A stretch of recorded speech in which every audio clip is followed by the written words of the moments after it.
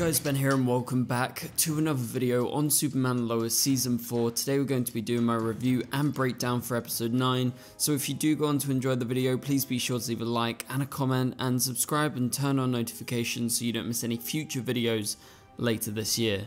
Okay guys, sorry for the late upload on this video, but I just couldn't stay up last night and watch the episode and review it, so it's happening now. So bear with me guys, because you're going to want to stick with me throughout this entire video as we break down this episode bit by bit, obviously talking about the major moments like the ending of the episode with Superman fighting Doomsday once again, and a whole lot more.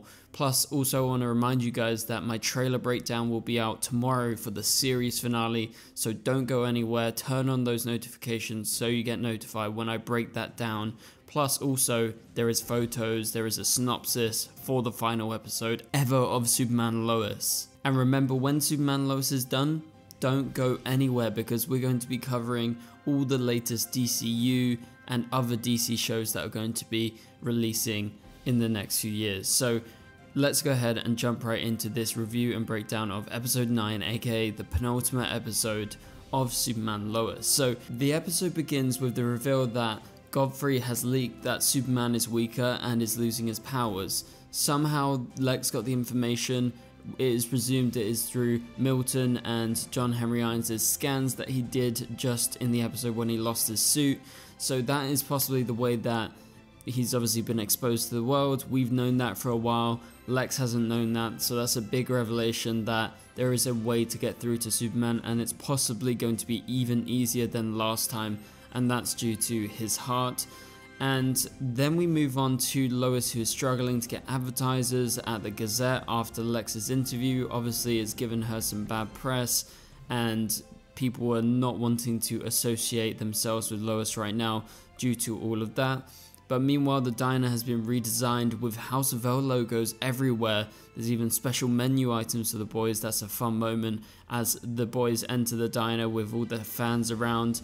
And just after this, they realize they have to step up. They have to do this if they are to fight alongside their dad and actually defeat Lex Luthor once and for all. Because it's going to take a lot more than just this weakened Superman to defeat Lex and Doomsday. And so Amanda serves Lois with some bills just after this, and Lois wants to prove that Godfrey is a shield for Lex. I thought that was a funny line that she said. And Amanda after this says she's not high enough on the list, and she's talking about Lois's boards that she has because obviously Lex is above her and she thinks they are partners. But as Lois says, and as we've been kind of presuming over the last couple of episodes, or there's been loads of hints that Amanda is probably going to flip on Lex, and that is due to Lex not really being a team person. Like, he doesn't really work well with teammates, and so as we see later in the episode, there's precedent for Amanda to actually be worried about this. And so I love that, you know, Lois is stepping up and she's like, okay, how can I actually get through to Amanda as a way to get through to Lex? And she does that successfully in this episode as she shifts her sights to a new approach. Oh, and before Amanda leaves, she says that Cheryl is dead, or she basically infers that Cheryl is dead, aka Gretchen, and so that's a big revelation.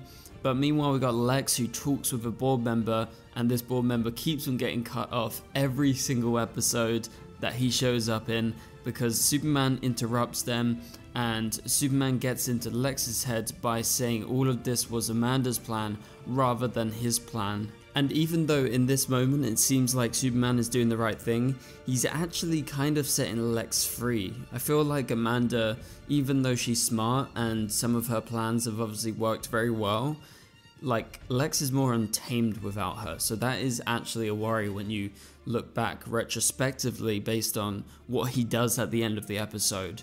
And so at this moment, Lex threatens him, but Superman is unafraid of his threats and flies away and goes and finds the boys before they give the people what they want in the middle of the streets of Smallville as they fly away. That was a great moment. I love that. So they go to the fortress where Jordan and Jonathan start their training once again, and they face off against a hologram of John Henry Irons' Lexo suit And basically Clark explains to them that John Henry actually got quite close to actually killing him, because that was his initial mission, if you guys remember, because he blamed Superman for what happened to his Earth. Obviously his version of Superman was bad, and that happened a long time ago, but it is relevant because when fighting the hologram, it obviously poses a huge threat to John and Jordan, and the way that they go about it, they're not very effective because they keep on getting defeated by the hologram over and over and over again, as you see in the episodes.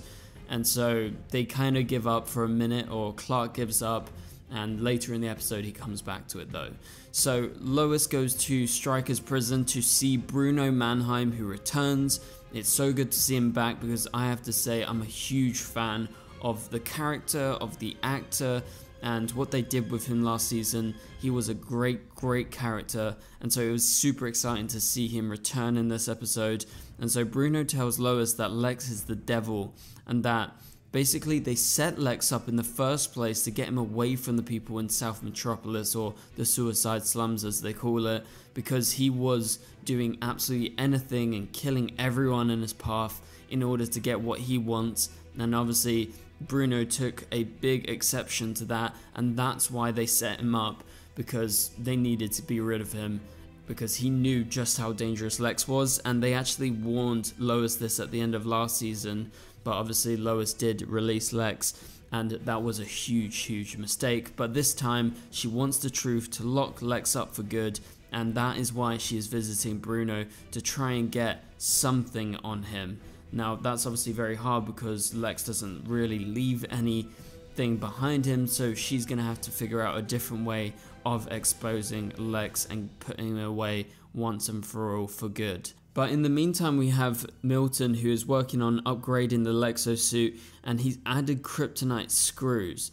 Now that is obviously a very powerful weapon, and we all knew that he was going to get something kryptonite in his suit in order to fight Superman and to weaken Superman, because yes, the Lexo suit is strong, but technically Superman should be a little bit stronger than it, but it does have all the upgrades, so I don't know really how they're going to match up. But it's at this point that Lex sees a file from John Henry's suit about Project Doomsday, and he realizes just who Doomsday obviously actually is, and where he came from is the most important thing, because he realizes, oh, I think I know where Doomsday is.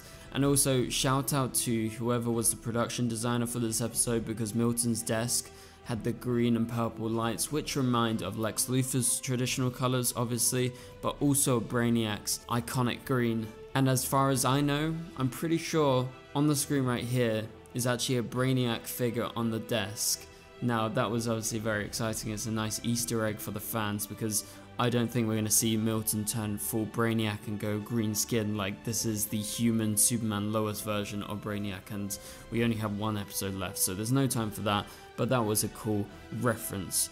Okay, so let's move over, because we got Bruno, who knew that Cheryl and Lex were a thing in the past, which is brand new news to Lois, because she instantly recognizes the parallel with what Lex is doing with Amanda right now.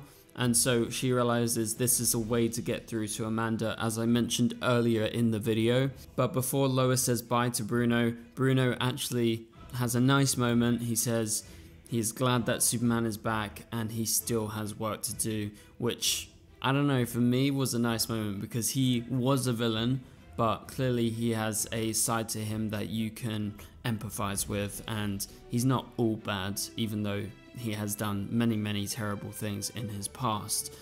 Okay, so in the meantime we have Jordan and Jonathan, who have apparent genetic limitations according to Superman's mum in the fortress, and she says that they will never be as powerful as Superman, or Superman in his prime. Obviously right now they could become as powerful as a human Superman, I guess you could call him, which definitely brings into debate how powerful are they actually, like what are their limits. Just because they're half Kryptonian, does that like fully limit them? Well, clearly for now they are not as powerful as Superman, and they're really going to have to train up if they're going to want to be at a similar level at any point in the future. But let's talk about Lois, because she goes over to Metropolis and warns Amanda that she's in danger. But obviously at this point Amanda is not fully sold by everything, but she's starting to think about the way that Lex has been treating her recently. Obviously there's been a few signs, and so with Lois confronting her and telling her these things, it's definitely catching her attention and making her think about her actions and her relationship to Lex right now. But Clark realizes that he needs to utilize the connection that the boys share together rather than having them fight and train individually, which is what he used to do. And so their superpower will be working as a team, combining their powers to become one Superman or one Superboy, because having the two of them is a big help, and obviously that's even harder for an enemy or an opponent to face two rather than one person. And if they have, say, half the amount of powers of Superman, well, if they both attack at the same time, that's the same amount of power as Superman, surely.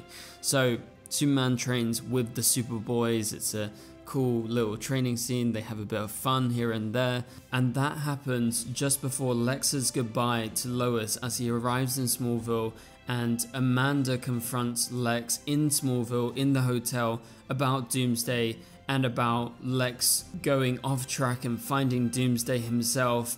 And he reveals that he is going to unleash Doomsday on Smallville because they turned their back on him. And obviously this is just the way that Lex is naturally. He can't give up on these vendettas. He can't forgive someone that has turned their back on him.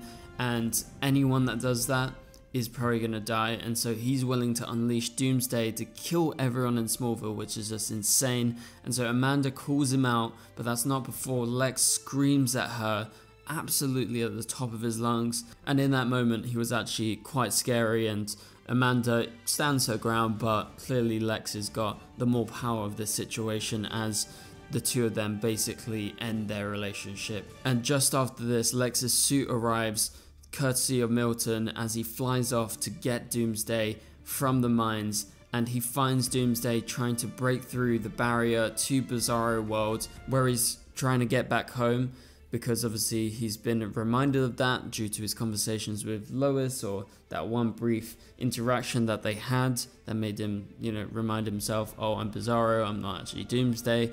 But Lex is there, and Lex kills Doomsday once again. He used those spikes that are laced with kryptonite, it seems, or explosives as well. I'm not sure exactly what he used, but Doomsday was killed once again, and he transforms into his final form as he is revived for the very last time, and he turns into what I would call comic book Doomsday. He looks like that traditional Doomsday that most people are used to seeing, and quite honestly I didn't see this coming. I think it's a cool twist. I think bringing Doomsday back was expected, but the way they did it was unexpected, so I really like that. And Superman does a final shirt rip as he hears Doomsday in the mines, and this is as Amanda warns Lois about Lex's plan to kill Smallville, or to kill all the residents, and also kill Superman and his whole family. So this is going to be an epic final episode as Superman, Superboy, the other Superboy, John Henry Irons, Natalie, and everyone that is there is going to be stepping up in the series finale as they all return, because this is just going to be a great showdown between Lex, Doomsday, and Superman. Obviously Superman has to defeat Doomsday first before he turns his attention to Lex Luthor to defeat him once and for all, and potentially lock him away forever with the help of Lois, of course. And whilst this battle was happening between Doomsday and Superman, Jordan helps Miss May, who has a panic attack, and this is obviously in the midst of all this chaos that is happening outside. And I really like this scene. I really like that they took the time in the midst of all that madness to actually highlight how Jordan has progressed and how he can be a hero in a different way than just fighting. And same thing goes for Jonathan. He's outside, he saves Denise from a flying car.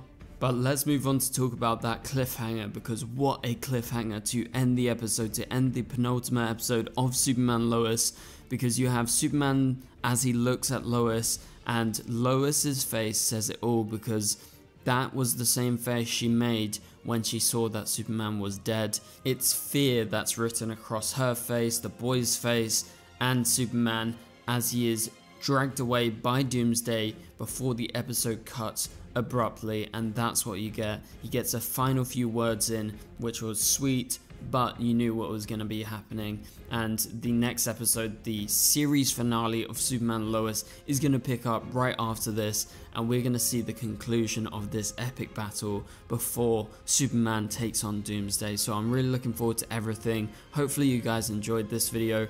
Obviously we've only got one more review and breakdown to do for Superman and Lois, but as I said, we're going to have plenty more DC or other comic book related content on the channel beyond Superman and Lois, because there's so much DC content and so much other content that is coming out in the near future. So for now, if you enjoyed this video, please be sure to leave a like and a comment. It would help this video get out there. Also subscribe and turn on notifications so you don't miss any future videos. But for now, you can click on the top right corner of the screen to watch my latest video, and I'll catch you guys later. Goodbye.